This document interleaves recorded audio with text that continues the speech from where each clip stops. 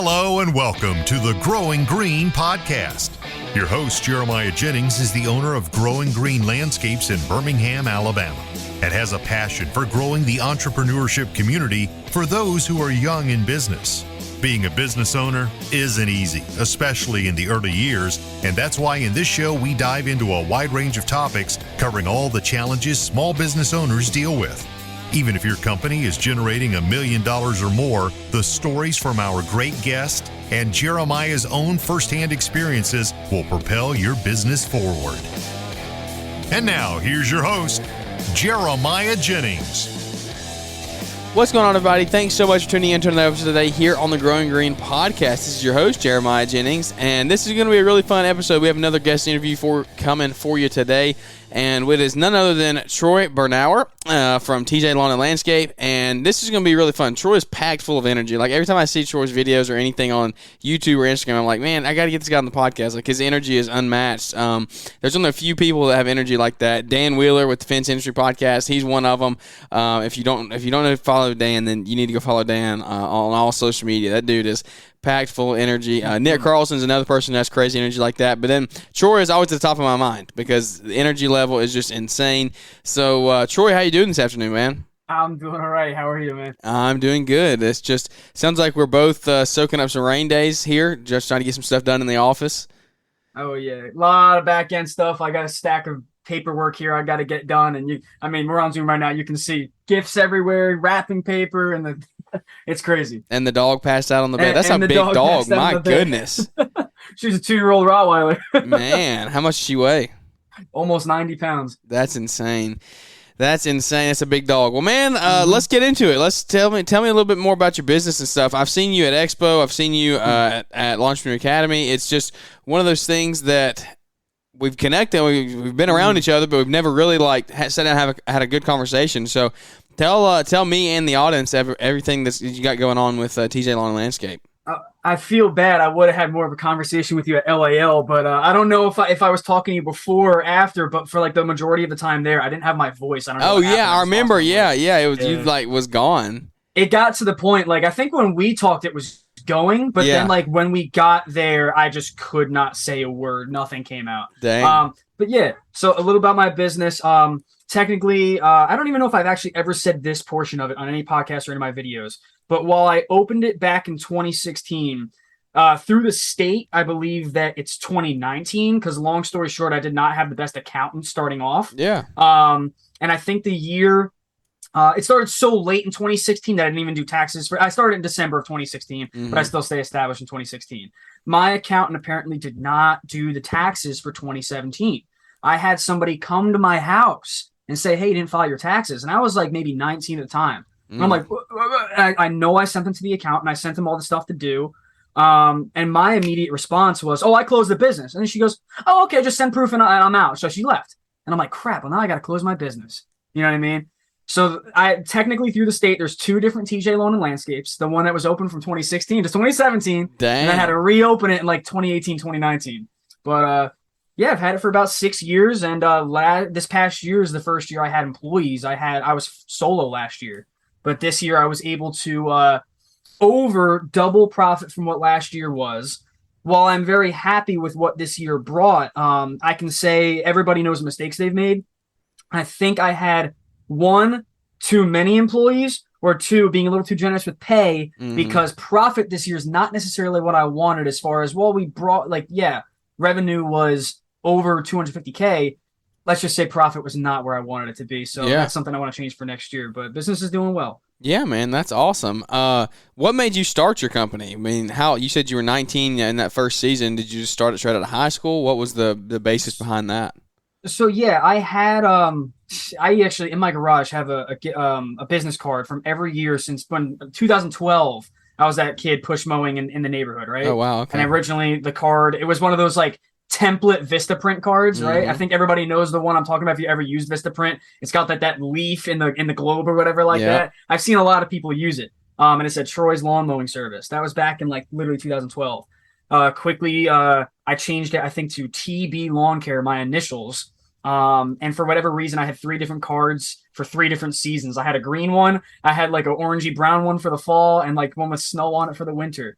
But then I was like, why did I name it TB Lawn Care when the reason I started my business was because I actually wanted to do this with my dad.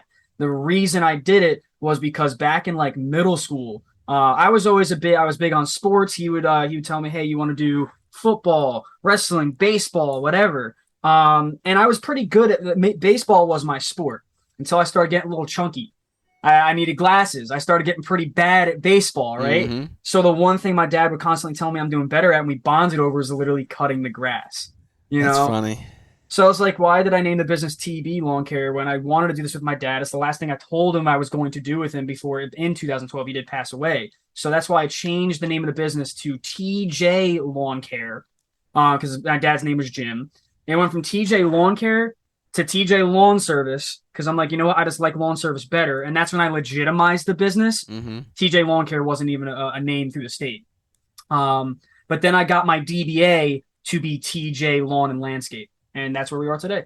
Yeah, man. That's sounds like a journey for sure. What have you learned along the way? What's been some key principles that has helped you grow over the 6 years here running a business? And especially, we'll even get into here in a few minutes if you want to, some employee stuff, because you said you went first time with employees this season. How did all that go and things like that? But take us back to, the first couple of years here. What have you learned since the beginning? Just basic principles of somebody starting out here in the spring or maybe even the winter, like December. They're recording this in December when you started. So what are some things maybe you would do differently or change if you were talking to your younger self?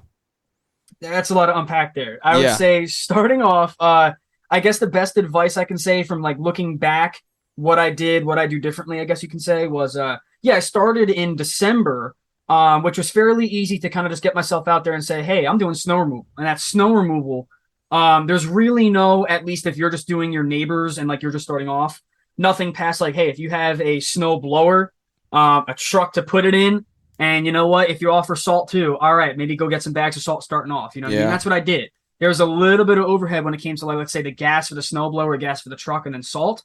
But it's not that expensive to get into that. So that's why I started in the winter to, get my name out there that, hey, we do snow removal. And hey, when the spring comes, let me know we do all this other stuff, right? So that's kind of how it started. I remember specifically the first house that I did. We have a fairly large neighborhood with a few hundred houses. Was a street down the road. I did snow removal for them. It was kind of a crappy winter and only did like 2 or 3 times. Then they reach out in the spring and say, hey, we want to get you on for mowing our grass. And I believe that's only when I had a push mower. But they said, hey, we had a guy once that, if you prepay for the year, you get a discount. Do you offer that? And I had never heard of that because I had no prior experience with any other businesses. I was just kind of going as I go and learning. Mm-hmm. So I was like, yeah, I'll do that. And it was $600 for the year. I believe they were biweekly, but if you kind of do the math on that, wasn't great money. But I remember they tipped. I think I have a picture on my phone. It's one of those things like you favorite the pictures so you look back. Yeah. And they gave me, I think, $600 cash and then a check for like $200 or $300 as a tip. And that's still to this day one of the best tips we've ever gotten as far as, But yeah, like I wish I don't do prepay anymore. I'll say that. I can recommend to anybody if you're thinking of starting off, winter is probably the best time to do it because you can get all your ducks in a row rather than rush in springtime. Especially if you have snow near you, you know what I mean? But looking back, I wish that for the first year or two, I wish I never did the money up front because my mentality, we've been thinking about doing it again, but at least starting off, my mentality was, if these people want to prepay for the year, that's all this money up front I can use to start my business. But then moving forward, I would do these houses, and when I don't get paid at the end because I was already paid, it was just this mentality like, then why am I here? Mm-hmm. You know what I mean? Yeah, you got to be smart with the money when it comes in the first time. Oh, yeah. And you know what? A lot of guys, there's some people that might be listening that they say they either do prepay, they don't do prepay, whatever. And they'll tell you like, hey, it's super smart to do. It helps you out, blah, blah, blah. One thing I'm doing this year is since this past year was our first year really elevating the business to like really grow it, I am going to be pushing the card on file. When guys have those conversations all the time of like, hey, you don't want to chase money. I definitely saw that firsthand this year that we didn't necessarily have too many people not paying. It was just the, if our net term is, let's say 14 days or something like that. And, someone will get the email through Yardbook saying, hey, you're a day late. Hey, you're 3 days late. Hey, now that you're 5 days late, we're going to have to put a late fee. Once they see the 5 days, there's going to be a late fee. that's when they pay. Mhm. You know what I mean? I did have some customers like that, and I'm like, that's not how this can roll. You know what I mean? Yeah, no, exactly. That's card on file is something that is absolutely necessary. I forgot who we were talking about that with on a podcast pretty recently, but I was going through that exact thing of like, I think it was with Star Lawn Care. That's who it was. It was our Marriage Monday with them, but we're talking about how the importance of like just facing your fears and just hitting them straight on. Like, there's a lot of people that scares them switching to the card on file because you think people are going to say no, but like they're really not. Like, they're not. I mean, most people are just used to it. It's just the day and age we live in, and you got to be the business owner, and you have to make the decisions, and you run your own business, not somebody else. So that's, I think that's good. You don't need to be chasing your money around like that. That's something that is really, really beneficial for anybody starting out. Is definitely get your card on file straight from the beginning, and that's kind of something that dies off this time of year. Like, it's not really talked about. It's talked about a lot in the spring and a lot in the summer because that's when new businesses are starting. That's when cash flow is really coming in. People are like really, really pumped up about their business in the spring and beginning of summer. But right now, it's kind of like we're in a lull. Like, everybody slows down this time of year, but you can't slow down this time of year. You have to be pushing. You have to be looking for next year. Like, downloads and podcasts slow down this time of year. Like, YouTube videos, watches, views on YouTube videos probably drop a lot because people just aren't paying attention. They're like getting a lull and a funk, but you can't do that because what would happen if you just got in a funk and a lull and you just didn't do anything for 2023? Then you're going to be behind the game when January 1st gets here. You got to be planning. You got to be planning ahead. So, what are you planning for? Already working on next year's stuff, I'm sure. What are you planning for 2023? So I'm happy you said that because literally, one thing that I realized I needed to start working on was I was one of those guys where years past I would only advertise when work was low. And that was terrible. You know what I mean? You always hear, always be advertising. Yeah. Because, you'll probably advertise and get all this work, but then once it's done, now you're in a low again. You know what I mean? So that's why right now I've been working on a whole bunch of stuff. I've pretty much gone through the ringer of let's try door hangers, let's try Google ads, let's try Facebook ads, and we know what works. Everything I just said doesn't work. We typically is 100% word of mouth, and that's not like in a cocky way saying like, we do the best job we can and we get jobs off of that. A lot of people, they'll say, word of mouth is a huge thing. We do not Facebook ads, but there's local Facebook groups for the town we're in, the surrounding towns. We join them, we make a post. Yeah, and it's also all about, if you guys, are big social media guys and analytics, what time of day you're posting it, what day of the week. It's like if you guys are on YouTube and you see your analytics will say, on Saturday at this time, this is when most of your people are watching. All right, at what time of day, what day are the most people on Facebook that they will see that post when you post it? And that's why most of the time we don't get a post that just kind of gets pushed under the rug with no likes, no shares, no comments, nothing. They'll get a lot of likes. Our customers that we have, the recurring customers will like it, will comment, hey, we use them and they're great. We just definitely suggest them, A huge thing is also one thing, again, we're preparing for next year besides just advertising right now is we sent out our Christmas cards last week.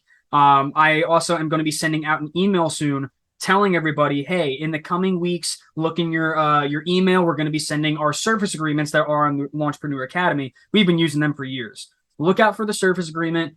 When they check off all the stuff they want for that year, that helps us prepare for, all right, around this time of year, we already have this lineup of people saying that they want this. We give them the price, bada bing, bada boom, good.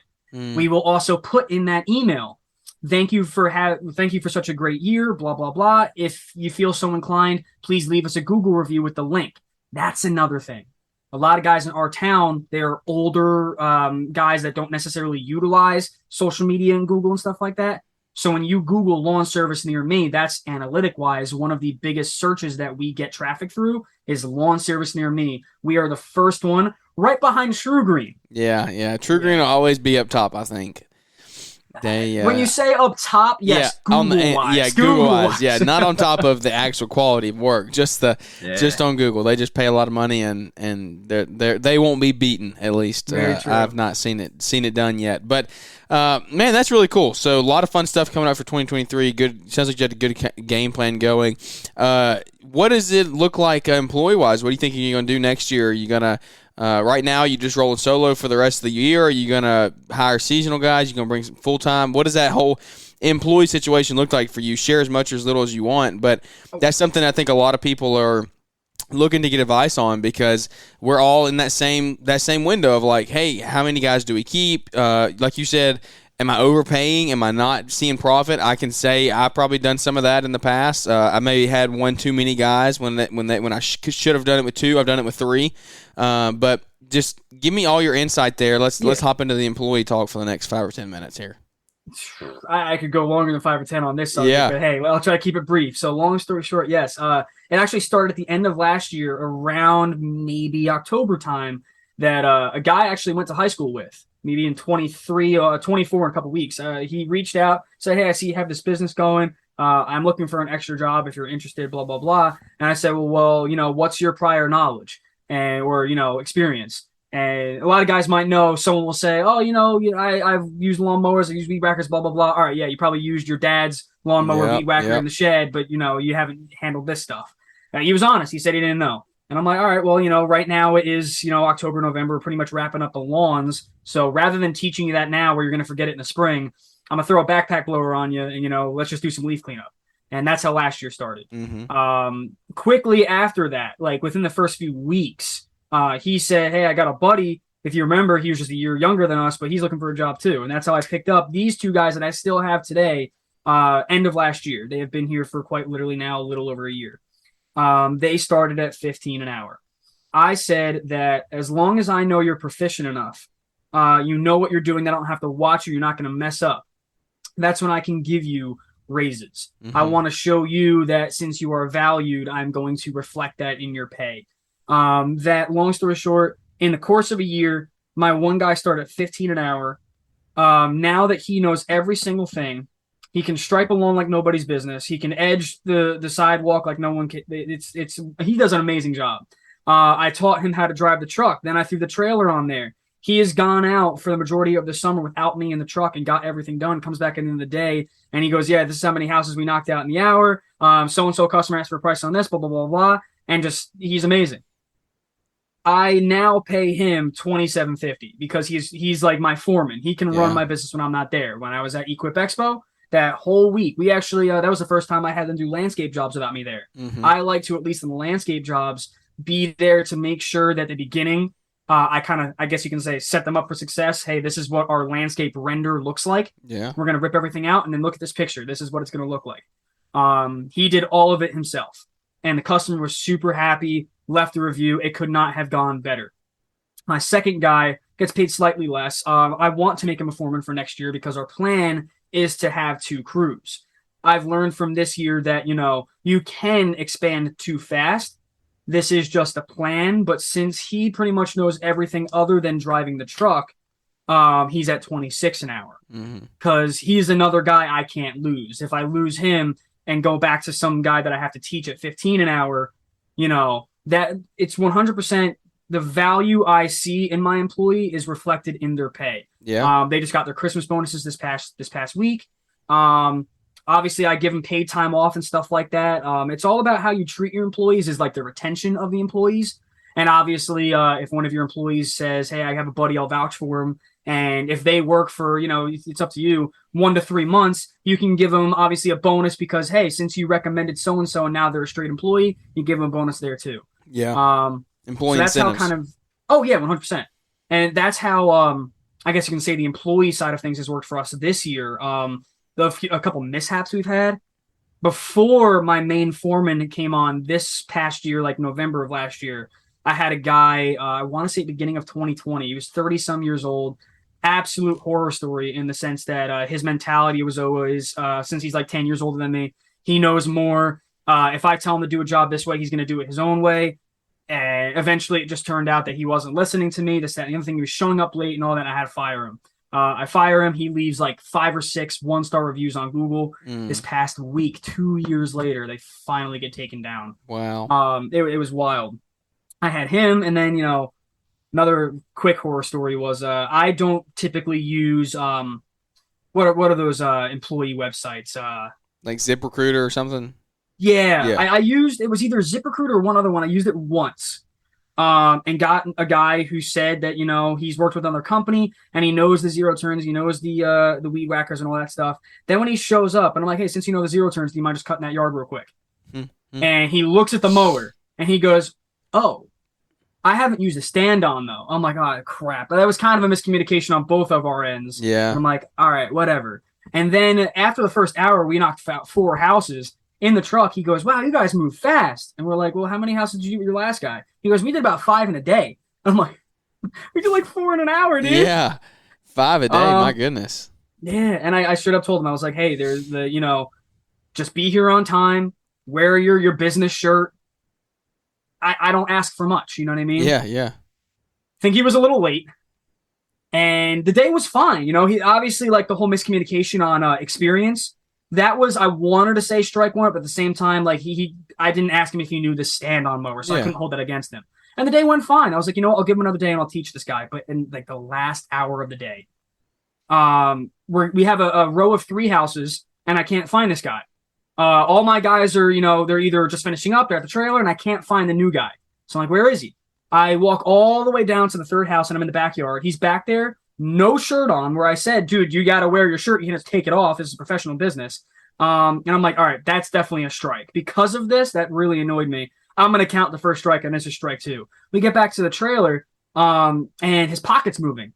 And I'm not to sound inappropriate, but I'm like, all right, I don't know what's in his pocket, if he's blessed or something. I don't want to ask. Yeah. Until he says, look what I found. And he pulls a little baby bunny out of his pocket. In my head, I'm like, you just killed that rabbit by not only touching it, but taking it away from, where it's home. Yeah.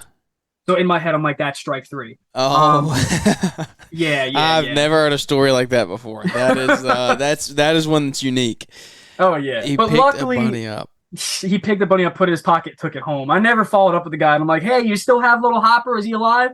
But I did have to tell him, I'm like, hey, listen, I apologize. And I told him, I was like, it's kind of just I guess you could say the miscommunication of, since you said you worked with another company, but we were at a higher scale and we're just not really able to teach somebody right now. And he completely understood, was amazing about it. And, that's, I guess you could say the best way, telling somebody that it's not going to work out could have worked, Yeah. Yeah, there's employee issues can get dicey real fast. That's a good thing that things went like that. I've had to fire a couple guys, and it's just been it's not always been the easiest, but you just got to do it sometimes. You got to do what you got to do, and you got to do what's best for the company. So, what are your goals for 2023? I guess you could say. What are something that you'd like to share with everybody here on the show? Maybe help their businesses as well. What are you looking to improve or really hone down on your business?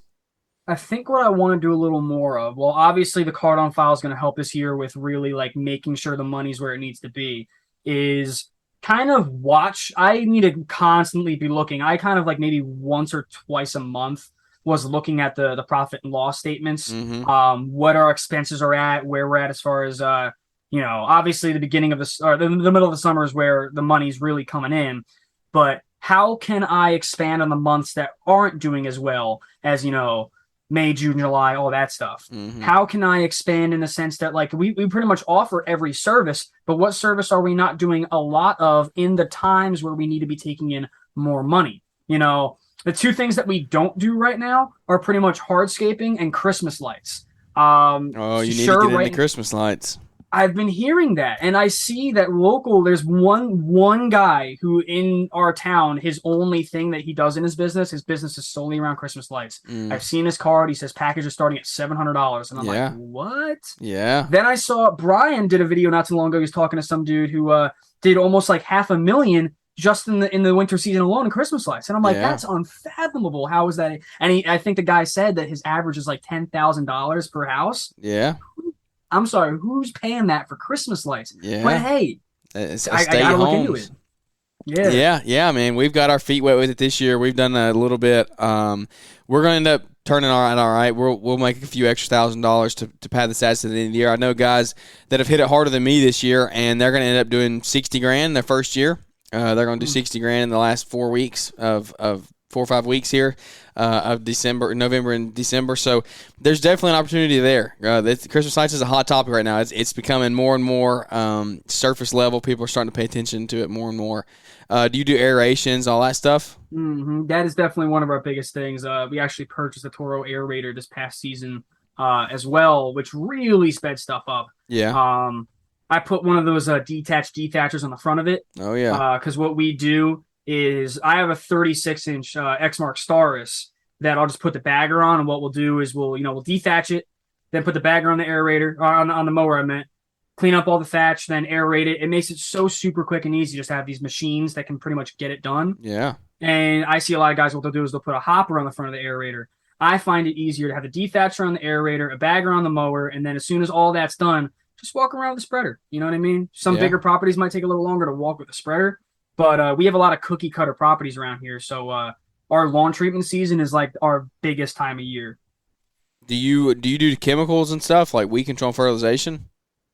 Right now, we only, at least how New Jersey works, we only do granular. Okay. So like we will spread granular fertilizer. And the lawns that we do with granular, they're green and look beautiful. You know, I've been wanting to get into doing pesticides, chemicals, and stuff like that.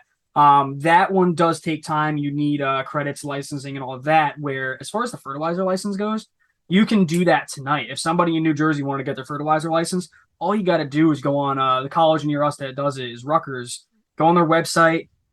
Study a little bit. Yeah, you need an 80%, but the cool thing about it is you pay $50. If you fail the first time, you got to wait 24 hours, take it tomorrow. Yeah. Study a little more, and you'll have it tomorrow. Yeah. The pesticide license, that takes time. Yeah, it does. It's a serious test. There's people ask me a lot, "Are you gonna do that?" I'm like, I don't know, man. That's some serious stuff. There's some good money in it, but you got to be dedicated to it. You got to know all your math. You got to. Jason Creel is down near us. Alabama Lawn Pros is his company. Lawn Care Life is a social media.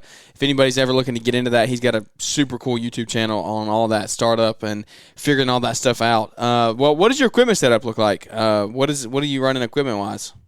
So this year we switched mainly all over to Toro. It was actually last year when I was solo, I had John Deere residential stuff. I had purchased, I think in 2020, John Deere came out with a new version of their 500 series, which technically, while it is residential, they call it like their prosumer one. Yeah. It's got the ROPS. It's got a nice high horsepower engine. If you didn't know, like if you were a homeowner and you look at it, it looks like a commercial mower. Yeah. And it worked great for the time I had it, but I swiftly sold all that. I had 2 John Deere mowers and a Cub Cadet 33-inch walk behind. Sold all of that to, yes, we did finance, and there's a difference between good and bad credit. We financed the Exmark, that's already paid off. We financed the Toro 52 that is actually either just got paid off. I don't remember paying it off in January. That we purchased earlier this year. Yeah. Then shortly after that, I was like, you know what? While I have this 36 and 52. If I have these employees who want to get stuff done faster, that's when I did the math. Does it make sense to get a 60-inch? And if I'm going to get a 60-inch, why not just pull the trigger and get the Toro Multiforce? Because now I can do fleet pricing. I actually know the guy that works there, so he's giving me a better deal. And I got a Toro Multiforce. When they start baseline 16,000, I think I got for like 12. Wow, yeah, that's a really good deal. So while we got like pretty much all Toro equipment now, the Exmark, while I want to say was a premature accidental purchase, I still like it. Mm-hmm. We got the Exmark 36, 52 grandstand, 60-inch Multiforce, and then a 24-inch Toro aerator. That's a setup, buddy. That's a setup right there. You said everything's paid off, so you said you did finance. You mentioned good debt, bad debt right there. So you have the opinion of you like good debt yes. to help grow your business. How different do you think your business would be today if you didn't use that? Very different. I was actually talking with Corey and Leroy on the Green Grind last week, and even Corey said he does not know how to basically start up a business without borrowing money. Yeah. And you know what? I started off very slow because I was stubborn about that. I was like, listen, I don't want to have debt. I don't want to do all this. I don't want to do that. Until I was like, you know what? If I'm growing my business and we make this amount per month and I'm going to be financing this amount and paying this amount per month, it only makes sense. You know what I mean? Yeah. Take a little bit of a hit in the money that you're paying every month to grow your business to where you want to be, that you can take on these better jobs, you know? And that's what was that's why we can do 4 or 5 in an hour, at least where we are. We have a fairly dense route. I know guys that will say, hey, as long as you're in a neighborhood and you have a whole crew and stuff like that, you can do more than that. But we don't necessarily right now have the full neighborhood. Yeah. Our route usually is 3 to 5 houses on a street. We don't typically have like 1 or 2 here and there. We have like dense routes. And that's why I said financing was the smartest thing that we could do right now, because we're like, you know what? If we do this, this is the money we're making. This is when we can have it paid off. And like I said, earlier this year is when we got all this stuff. Majority of it is paid off. We have a little bit left. And yeah, it only made sense for us, especially at my age. at the time, some of that stuff was under my name. Now stuff that we finance is in the business name, but that helped me like develop credit at my age, and that's another huge reason I did it. Yeah, that's something people don't understand is you got to – literally, if you want to do anything, you have to have credit. If you want to rent an apartment, you have to have some type of credit. Unless you're Dave Ramsey and you think you can buy a house at 25 with cash, then, okay, I don't know how you're going to do that, but good luck. I mean, I don't know. I don't want to get into all that. Everybody believes different. Everybody believes differently, but I do believe that spending money to make money is a good thing, and using debt to leverage, I think, can really help you and help you grow your business. Well, man, is there anything else you want to talk about? Anything you want to leave us with? What did you have on mind coming into the interview today? The conversation that you hadn't gotten to share? I mean, it's kind of just what you said there was, spending money to make money. I guess the thing I can leave everybody off with is, that's 100% a huge thing, because if you think about it, you could just use what you have readily available, that you're not really spending money to make money. And with what you have can most likely only get you so far. That is why there's always some piece of better equipment. You know what I mean? And I always say, I think Tigran Gertz basically said, like, yeah, you can hire 3 guys to get a job done and pay them, $30,000, some $1,000 a year, or you can get one piece of equipment for less than that can get that job done that took 3 people an hour to do in like 5 minutes. You know what I mean? Yep. So while I'm all about, I like, having employees, making jobs and stuff like that, always kind of price up what it would be like, hey, is this next piece of equipment going to get the job done quicker than it could to hire more employees? Does it make more sense to just finance that now? Because if this piece of equipment that I might be spending, let's say $150, $200, $250 a month to pay off, how much money is that piece of equipment making me in return? Am I making multi-$1,000s off this piece of equipment every month? That $150, $200, whatever a month bill is nothing. I like thinking about that, and I feel like if someone's trying to grow their business and haven't considered really financing, that's something to sit down and think about. Yeah, that's right. Just surround yourself with the right people, listen to the right people. Don't get scammed. Make sure that whoever you're listening to is vetted and has some good word, good rapport about them. What do you got going on social media, man? I know you got a lot going on YouTube. I know you were creating some vlogs that Quip and stuff. So where can everybody find you and connect with you on social media? So YouTube is just TJ Lawn and Landscape, and same thing on Instagram. I'm not on TikTok, whatever it is. I'm not. I don't have like a Facebook page for anything. It's just Instagram and YouTube is TJ Lawn and Landscape. Planning soon that because of the winter being so slow, I might actually start a second channel soon. And I'm the type, if I want to do something, I always do it. It is going to be in the style of like a Mr. Beast type of channel where I'm doing multiple things as far as, hey, Christmas time, we're actually doing a toy drive and bring them to a local hospital. I want to do one of those things where I trade a penny up for something like a car or a house. It might sound crazy, but I'm doing it. And obviously, if you follow me on Instagram, I'll post about it when it happens. That's cool, man. What's the timetable on that? I want to have that. Oh yeah. I want to have that channel up within the next month or so. Cause again, that video that I'm going to be doing with Christmas, I want to have that up by the end of the month. The whole flipping the house thing, that is going to be over the course of 6 to 12 months. I'm probably going to do episodes of it. Yeah. But I'll tell you, I cannot wait to start that. That's going to be a really cool journey to do. Yeah, man, that sounds very interesting for sure. I'll definitely be sure to check in and tune along. Tune. Oh my goodness, what is? I know what you meant. Yeah, you know what I meant. Everybody listening knows what I meant. Man, it's gloomy outside. It is stuck in the office. Your brain just goes into a fog at some point. We had a call this morning for budgeting for 2023, and just everything's crazy busy right now. Trying to take some time with the holidays and things. You got any big holiday plans? Yeah, it's obviously you've got to think about it this way. You got a spouse, you got probably 2 Christmases. You go to her parents, you go to your parents. Yeah. Divorced families, then that splits it again. Oh yeah. Siblings and stuff like that. Oh yeah, we got a couple Christmases we're gonna be going to, and I'm sorry. Now you're reflecting on me. I can't speak. On to you, yeah. I come from a family that we celebrate Christmas and Hanukkah, so the holidays is just hectic. Yeah, man. That's you sound like you got a packed couple weeks ahead of you. Well, man, I really do. I appreciate your time today and coming on in the middle of the day like this and banging out an interview. I hope that this has been of some value to you, having a good conversation, and then to everybody else listening. Sometimes it's good just to have these kind of conversations where it's just real life, like talking about things that we've learned and we've helped, trying to help other people with, just things that we've learned and grown with in our company. So without any further ado, I think that is going to wrap this one up for today. Troy told you where you can find him on social media. We'll have those links in the show notes today if you want to go click on those. Leave us a big 5-star rating and review. And like I said, that's going to wrap this one up. We look forward to catching up with everybody here on the next episode.